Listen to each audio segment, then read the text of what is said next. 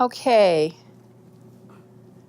What I'd like to do now is I'd like to have some volunteers that would share with me what the particular factor was that you felt it did exclude you.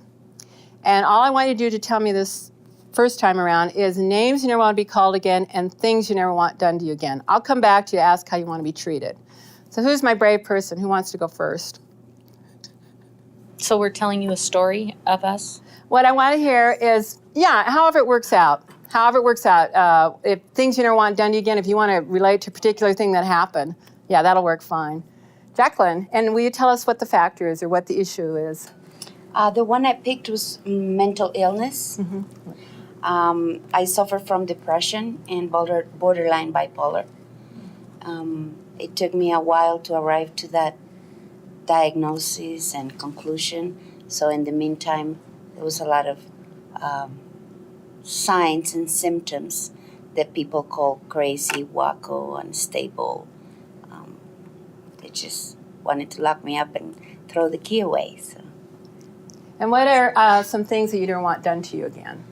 I don't want to be fired from jobs, from having a bad day.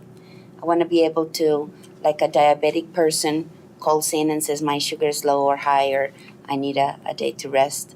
I want a job where I can call and say my emotions are out of place today or I feel down or up and I can't go to work. And I want to be understood. I want my illness to be understood, just like any other biological illness. I don't want to be looked down upon. Uh-huh. I want to be considered capable, and I don't want to be locked up and medicated, of course, over-medicated. Okay, great. Thank you so much. Debbie. Mm-hmm. And what was your issue, the factor? Yeah. Okay. My issue is I was raised Seventh-day Adventist, and as a young child in a predominantly LDS environment, it was very difficult because I was looked at as weird, and different and wrong and stupid. And it's very difficult for a young child to have those kinds of experiences. And my parents, I was also raised in a pretty privileged area, but my parents were laborers and we didn't have a lot. And so I went to a school that had more privileged lifestyles. And one thing that I noticed is that given the two things and being put in that environment, I became very quiet, shy, and introverted. And consequently, I suffered in school on the academic side too. And so, but I think that I don't want to feel excluded, and I don't want to be teased or belittled. And so I think that it's a challenge that we have. Yes. And you're right, it's not the way we look. Sometimes it's what we have been raised in. Right. Thank you. Okay, who else would like to go next? Yes, Brandy. I can go. So the one that I picked was my orientation, and also it ties into my relationship status. Things that I would prefer never to be called again. Dyke, pedophile, I think is one of the worst. Oh, and so your issue is, did you already say that? I apologize. My sexual orientation. Sorry. Okay. I also I think one of the other most hurtful terms are sort of a sin against nature or a sin against God. Let's see, things I would never like to have done again. I would never like to be treated with suspicion that I can't be a good parent or that I'm a danger to children. I don't like to be treated with the belief that I am promiscuous or that I'm not capable of having a long-term loving relationship that's legally recognized. I also never again want to have the experience that I don't have the opportunity to protect my family because I don't have a recognized relationship. So not being able to visit my partner or my child in the hospital, or being denied access to take my child to the doctor, or those kinds of exclusion from participating as a full, credible person in our community. Great. Thanks so much. Appreciate that. Who else would like to go? Becky? Okay, wonderful. And what's your issue? My issue is I two things. When I was quite young, I I had a reading disability. In second grade, they diagnosed me with reading disability, and so I was pulled out of my class. But also I dealt with being overweight as a child, and started gaining weight when I was about 12 years old. And so I remember oftentimes feeling like I was the last one to be picked on the team.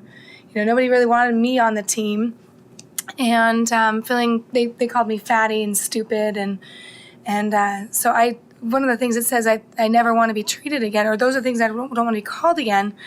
But I don't want to be ignored. I don't want to be excluded for what I look like, or for a disability of not being able to read. I never want to have people walk all over me anymore and judge me because of my looks, of what, my outward body. Great. So. All right, thank you. Okay, have any more brave souls? Want to go? Brad, Sure, you I'll ready? go. Yeah. Okay, what is your issue? Well, I'm in recovery from substance abuse, and also I've been arrested and have a legal history, and that has caused me some problems as far as getting a job. And I apply for a lot of jobs, and right off the bat, when they ask those questions, which I've always been very honest about, sometimes I get excluded. Originally, I wanted to go to University of Utah master's program to become a teacher, but I was told that wasn't going to happen. So I went to a different degree, social work. But even after I got my social work degree and had paid my fines and completed treatment and had been in recovery for many, many years, that legal history still came up and caused me problems. And to this day, sometimes it still does. So that's the issue. Okay, thanks. Thanks so much. All right, who wants to go next? Z. So I've always been different, and the issue I pick is that I came from an immigrant background. I was born in China. I was raised in American Samoa, and then came to the United States. So I was always different, and even though I've been in the West for longer than I was in China, I still speak with an accent. So every time I open my mouth, people tend to undermine that. Oh, she is. She doesn't know how to speak English. She's incompetent. She cannot take the job. Why? Because she speaks with an accent. And so that's one thing that I face still to this day. And some of the names I don't want to be called is that growing up, I didn't speak a word of English coming to the United States. And people would always call that, oh, she's that girl back there that doesn't speak a word of English, so we shouldn't even talk to them. And so on and so forth. And so that's one word that I don't want to be called. The name that I don't want to be called again is probably, she's just different. Coming from a different country, she's an immigrant, so on and so forth. Even though I am an immigrant, I'm proud to be an immigrant myself. What was the other? Well, things that I never want to be done again. It's just that people undermine me just because I'm different. Okay, thanks so much, Z. Appreciate it. Okay, who wants to go next? Noni. I have a physical disability, and because of that, my speech is a little slurred.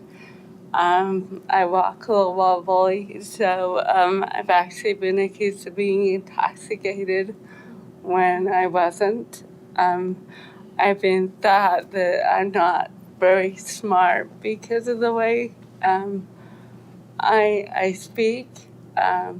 When you mentioned being treated differently in school, and I could learn, but because I have difficulty with my handwriting, the teachers would say, oh, you don't have to do that.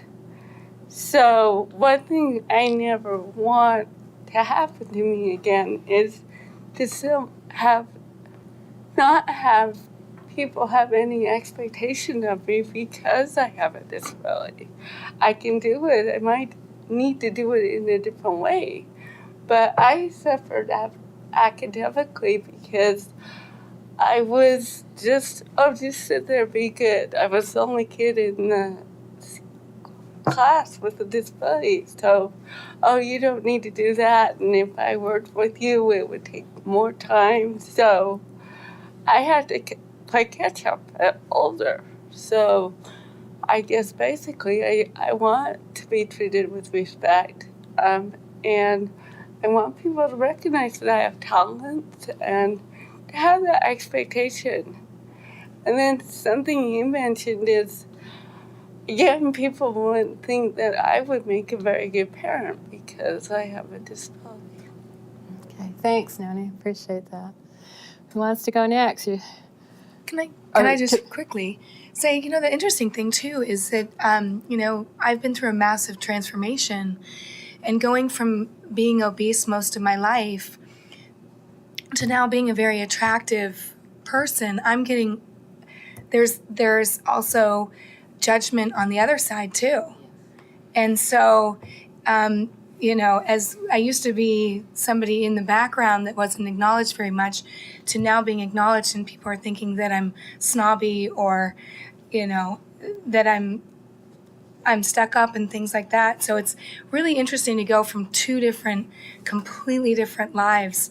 And you kind of made me realize that where I didn't get asked out or dance before, now I don't get asked to dance now. So it's just really interesting working with people's judgments and what they think of me and really how I see other people too. That's great. Good observation. Archie, you want to go Well, next? as an American of Mexican descent, we went through a lot of different things as we were growing up. Came out of Colorado to Idaho to Utah. The things I don't want ever to happen again are being called dirty greaser, that old Mex, and taco vendor, spick, all of these little nasty names. Because the concomitant of that is that then I have special names for them, and it makes me worse rather than better. Because for every name I've been called, I've come up with names for other people as well. And so I find myself kind of soiling myself Yes. and going into that same direction. So I have a tough time remembering that I don't reply in the same coin.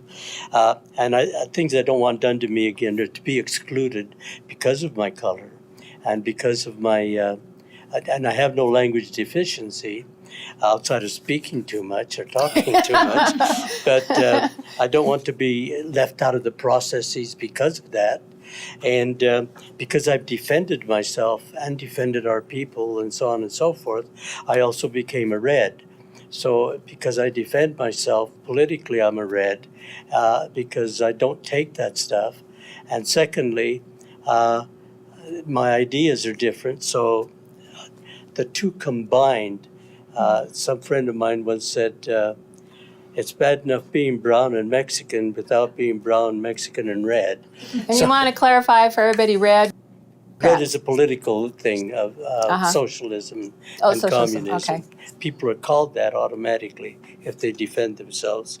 And then I'm going to come back to you on how you want to be treated. Is that okay? Good. Thanks so much. I appreciate it. So let's see. You ready? Yeah. The area that I circled was political. As I'm sure everybody knows, we live in a pretty politically divisive country where people tend to be grouped into either one or two different camps, liberal or conservative. And in college, during a particularly contentious time politically, I was part of an organization that generally had the opposite political view than myself. And as time went on, people started finding out that I didn't always agree with that political belief. And people started, I felt, judging me based on that political belief rather than who I was as a person. And it got to the point where I was very uncomfortable and felt that I couldn't speak my mind and I had to stay silent. And I eventually left. Because I didn't want to be a part of an organization that didn't allow me to speak my mind. And it was definitely life-changing. It really affected who I am now and how I look at the world. Great. Thanks so much. Rebecca. Yes. I think I have several factors. Isn't that crazy? As a Native American woman, I grew up on the reservation all my life. And my parents moved here when I was 12 years old. And, it was like going to a foreign country, coming to live in a big city. And honestly, there wasn't a day that went by when I went to high school and I was bullied every day. And I wanted to run back to the reservation where I was surrounded by people who loved me, cared about me, didn't have conditions, didn't have high expectations, but could love me unconditionally. And so growing up here was not a pleasant experience. And as I've grown up through, gone to college and gone to be in this atmosphere of politics and through my career have interacted with people in society. And one of the things that I've noticed is that some of that bullying still hasn't gone away. It's still there. Whether it's because I'm a Native American, whether I'm Diné, whether it's because I'm a woman, because I'm, there are a number of different things. I really would like to someday go without having been judged, especially when I go shopping. When I have security people follow me around in a department store, I want to turn to them, and I used to when I was younger, just turn around and say something to them. And confront them. It got me in trouble. I got in more trouble with my parents and with the law because I confronted people. And I still have occasions where I go into a supermarket mostly a department store where I have people follow me, or they want every XYZ. Let me see your driver's license. Let me see your picture ID. And then when I go into a dressing room, they want all my bags, or they look in my bags when I come out. It's still here.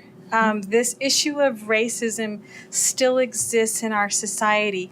I know firsthand because it's happened to you. It's happened to me. Yes. And okay, that's enough.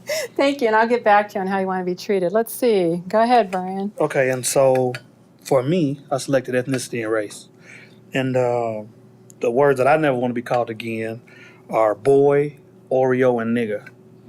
And so I've heard those terms all my life. Not necessarily I was called those terms, but I've heard those terms utilized. And because they are all attached to a comparison to white, they are extremely hurtful or harmful to hear, even if they're not said to me directly. Things that I never want to be done to me again is to be stereotyped, silenced, marginalized, perceived as threatening, either as an exception or undeserving, and experience hypersurveillance like you. And so I'm a graduate student at the University of Utah working on my PhD. And so I am either perceived as extremely intelligent or I got in because I was African American.